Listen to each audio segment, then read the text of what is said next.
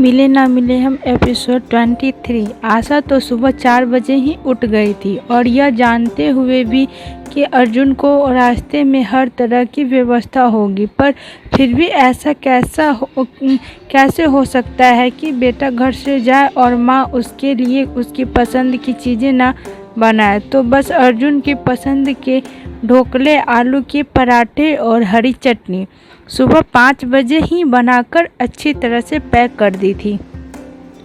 जाते हुए तो अर्जुन ने कुछ नहीं खाया, पर रास्ते के लिए माँ ने बहुत अच्छा इंतजाम कर दिया था और एक थर्मस में अदरक वाली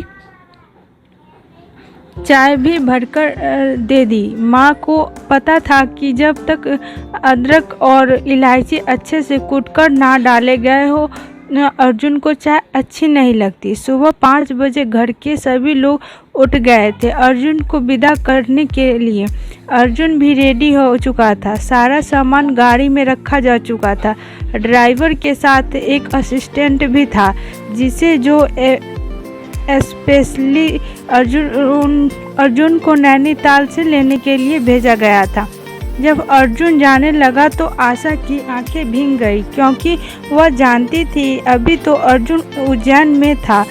अगर बिजी भी होता तो महेश बाबू आशा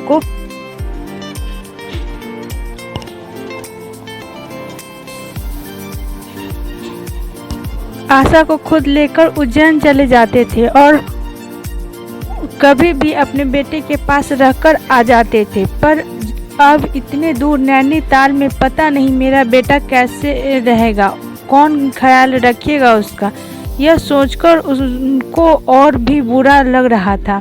जैसे ही अर्जुन उनके पैर छूने के लिए झुका तो वह गले लगकर रो पड़ी। और क्यों नहीं, माँ की ममता होती ही ऐसी है कि दिन में 10 बार बच्चों से खाने के लिए पूछती रहती है, पर वहाँ इतनी दूर खाने की पूछना तो दूर, उन्हें तो यह भी पता नहीं होगा कि उनके बेटे ने खाया कि नहीं। कई बार तो वह काम में इतना व्यस्त हो जाता है कि खाना तो दूर, उसे चाय पीने तक का समय नहीं मिलता। पर फिर भी मजबूरी थी। सरकारी नौकरी तो सरकार के लिए यही फर्ज बनता है कि हम अपना तन मन और धन लगाकर उसकी सेवा करें। महेश बाबू ने अर्जुन की हिम्मत बढ़ाते हुए उसकी पीठ थपथपाई और बड़े ही फक्र के साथ कहा, अर्जुन बेटा जाओ, हम सबका आशीर्वाद है और प्यार हमेशा तुम्हारे साथ है और मुझे पूरा भरोसा है कि तुम अपनी ड्यूटी पूरी ईमानदारी और लगन के साथ करोगे। और अभी तो यह तुम्हारी शुरुआत है, अपनी ज़िंदगी में बहुत आगे जाओगे तुम। और आशा को डांटते हुए बोले, अर्जुन की माँ खुशी खुशी विदा करो हमारे अर्जुन को, क्यों रो धो कर सुबह सुबह उसका मूड खराब कर रही हो।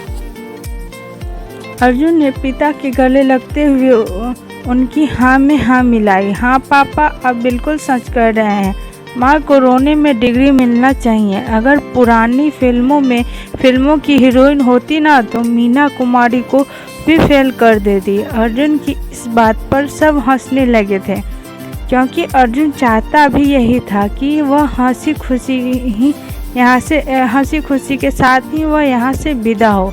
सुबह के 5:15 हो चुके थे। अर्जुन गाड़ी में बैठा और ड्राइवर से गाड़ी चलाने का इशारा किया। गाड़ी ने जैसे ही रफ्तार पकड़ी अर्जुन की आंखें भी नम हो गई थी।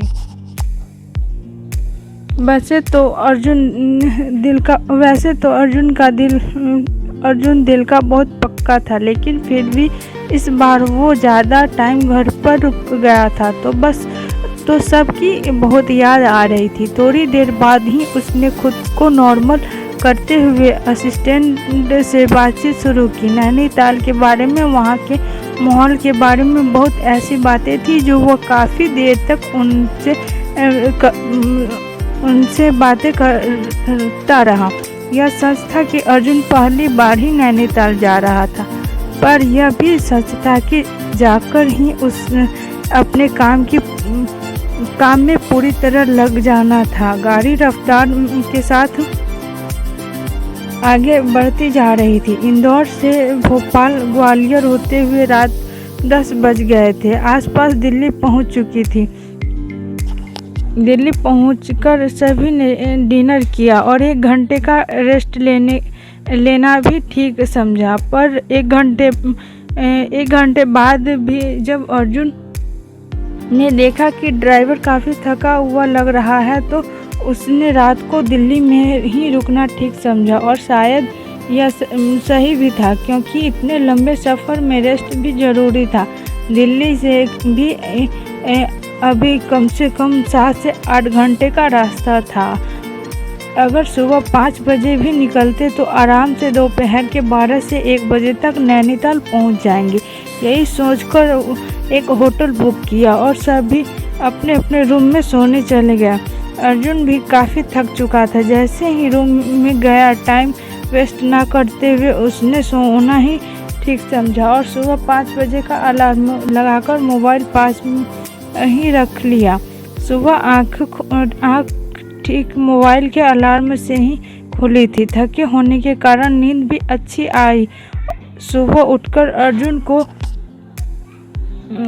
बहुत फ्रेश फील हो रहा था। नैनीताल पहुंचते हुए 12 या 1 बजे का टाइम हो ही जाएगा। फिर पता नहीं टाइम मिले या ना मिले, इसलिए यहीं से उसने नहा धोकर फ्रेश होकर निकलना ठीक समझा और ठीक 5:30 बजे वह जाने के लिए रेडी हो चुका था। नीचे गया तो गाड़ी में ड्राइवर और असिस्टेंट भी उसका वेट कर रहे थे। सुबह 5 बजे दिल्ली से सभी लोग नैनीताल के लिए निकल गया। हल्द्वानी और काठ गोदाम होते हुए दोपहर के 2 बजे अर्जुन की कार नैनीताल में आ चुकी थी। मॉल रोड पर एक पेड़ की छांव में कार रोकते हुए असिस्टेंट ने अर्जुन से पूछा, सर पहले बंगले पर चलना है या फिर आप ऑफिस जाकर ज्वाइन करेंगे? अर्जुन को पता था कि वह पहले ही लेट हो चुके हैं, तो उसे ऑफिस जाना ही ठीक लगा। ऑफिस जाने के लिए ड्राइवर ने गाड़ी वापस बैक की और नैनीताल के किनारे घुमावदार रोड पर गाड़ी धीरे धीरे ऑफिस की तरफ बढ़ने लगी। वैसे तो मई का महीना था, पर नैनीताल में फिर भी टेम्परेचर यही कोई 20 या 25 के आसपास होगा। झील के किनारे ठंडी ठंडी हवा के झोंके और झील में तैरते हुए शिकारे अर्जुन को बहुत मनमोहक लग रहे थे। अर्जुन ने एसी बंद करवाते हुए गाड़ी का कांच नीचे कर लिया और ठंडी हवा के झोंकों को महसूस करने लगा। नैनीताल में मॉल रोड के बाईं तरफ सजी हुई दुकानें और दाएं तरफ पानी में लबालब झील एक सुखद एहसास करा रही थी। नैनीताल झील की दूसरी तरफ मां मनसा देवी के मंदिर की घंटियों की आवाज़ हवा में एक सुखद संगीत घोल रही थी।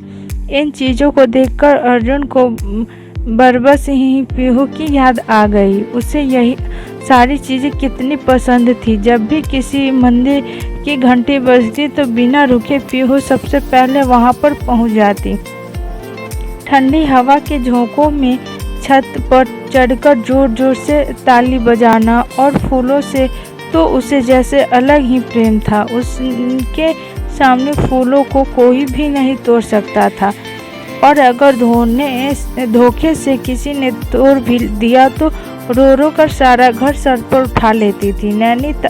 नैनीताल की इस सुंदरता में अर्जुन हर जगह पीहू को महसूस कर रहा था। अर्जुन की जिंदगी में जब भी कोई खुशी का पल आता वो हमेशा पीहू को मिस करता था। उसकी एक ही तमन्ना रहती, काश आज पीहू उसके साथ होती तो इस दुनिया की सारी खुशियाँ उसके कदमों तले रख देता। सब कुछ पाकर भी खुद को अधूरा महसूस कर रहा था। उसे याद था उसके गांव में एक छोटी सी नहर थी। वो और पीहू नहर के किनारे घंटों पानी में पैर डालकर बैठे रहते थे और नहर के अंदर छोटे छोटे कंकड़ पत्थर, मछलियाँ, केकड़े जो भी होता पर ही दोनों की लंबी लंबी बातें होती रहती थी। कभी कोई चिकना पत्थर अपनी मुट्ठी में बंद कर लेती तो कभी कोई टूटी फूटी सिप और शंख घर ले जाकर उसको बहुत संभाल कर रखती थी।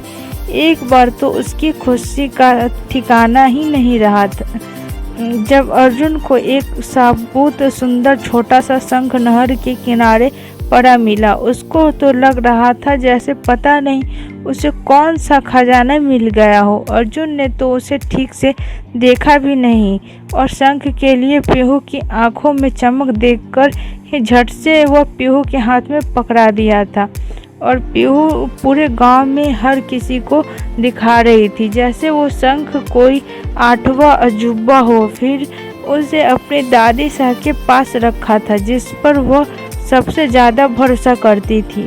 एक साथ ही सारी बातें अर्जुन के जहन में आ गई थी। तभी गाड़ी रुकी और ड्राइवर ने उतरकर दरवाज़ा खोलते हुए कहा, सर हम ऑफिस पहुंच चुके हैं। अर्जुन ने अपने टाई ठीक की, गाड़ी से उतरकर आसपास की जगह का जायजा लिया और असिस्टेंट के साथ ऑफिस की तरफ बढ़ गया। ऑफिस में सभी अर्जुन का ही वेट कर रहे थे। अर्जुन के पहुंचते ही स्टाफ की तरफ से वहां के वरिष्ठ ऑफिसर ने अर्जुन को माला पहनाई, मिठाई खिलाया और ऑफिशियल फॉर्मेलिटी के साथ उसकी चेयर उसे सौंप दी। 20 से 25 मिनट अर्जुन ने सबसे बात की और सारी बातें जानने के बाद सबको अपना काम देखने के लिए कहा और खुद भी अपने फाइल से चेक करने लगा। आज कुछ खास काम तो था नहीं, बस सब कुछ समझते हुए अर्जुन ने ऑफिस का एक राउंड लगाना ठीक समझा तो मोबाइल हाथ में लेकर वो राउंड के लिए निकल पड़ा। ऑफिस बहुत बड़ा नहीं था पर सामने एक झील और चारों तरफ की हरियाली को वहां से देखा जा सकता था। नैनीताल जगह ही ऐसी थी कि जहां तक नजर जाती हरी भरी पहाड़ियाँ, उसके बीच में एक झील और रंग बिरंगे फूल, बस यही देखने को मिलता था। अर्जुन को जहां नैनीताल बहुत पसंद आया था वहीं घर वालों की भी बहुत याद आ रही थी। शाम के 5 बज चुके थे और फिर अभी तो उसने अपना हेड क्वार्टर भी नहीं देखा था तो इसलिए अर्जुन ऑफिस टाइम से थोड़ा पहले ही घर के लिए निकल गया था।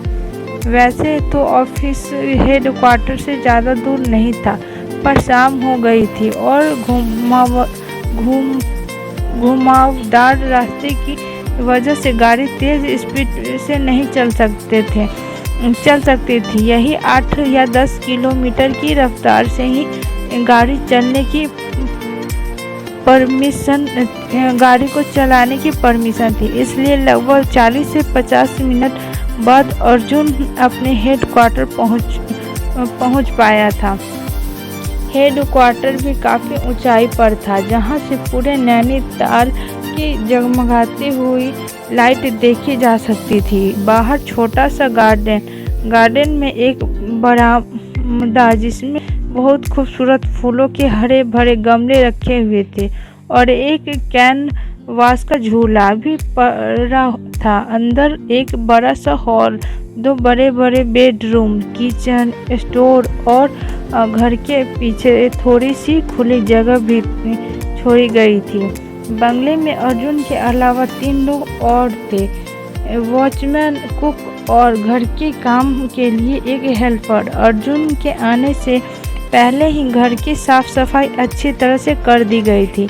अर्जुन जैसे ही घर पहुंचा तो चाय नाश्ते के साथ ही तीनों ने अर्जुन का बहुत अच्छे से वेलकम किया और अपना परिचय देते हुए खड़े हो गए। उन्हें देखकर लग रहा था कि वह भी अर्जुन के बारे में बहुत कुछ जानना चाहते हैं, जैसे कि साहब को खाने में क्या पसंद है, कितने बजे उठते हैं, आपका रूटीन क्या है। अर्जुन उनकी बातों को समझ गया और मुस्कुराते हुए बोला, आप लोग ज़्यादा परेशान ना हो। मैं एक मिडिल क्लास फैमिली से बिलोंग करता हूँ, तो जाहिर सी बात है कि मेरी ख्वाहिश या फरमाइशें बहुत ज़्यादा नहीं होंगी।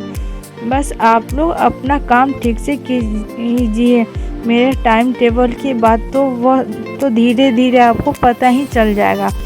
और हाँ, मुझे खाने में क्या पसंद है, तो सच बात तो यह है कि मुझे खुद भी नहीं पता कि मुझे क्या पसंद है। बस माँ जो मेरे लिए बनाती है वो मुझे अच्छा लगता। तो कल मैं आपकी बात अपनी माँ से करा दूँगा और मुझसे भी ज़्यादा वो आपको अच्छी तरह से समझा देंगी कि मैं क्या खाना पसंद करता हूँ। चलिए अब आप लोग अपना काम देखिए और मैं भी आराम करूँगा। वहाँ सुबह 5 बजे मेरे लिए अदरक की चाय आप रेडी रखना। मैं सुबह जल्दी उठ जाता हूँ। अर्जुन की इतनी सीधी सीधी और सिंपल बातें सुनकर उन तीनों को बड़ा आश्चर्य हो रहा था कि इतने बड़े ऑफिसर होते हुए भी साहब कितनी अच्छी तरह से बात करते हैं। तीनों ने चैन की सांस ली और खुश होकर अपने काम में लग गए।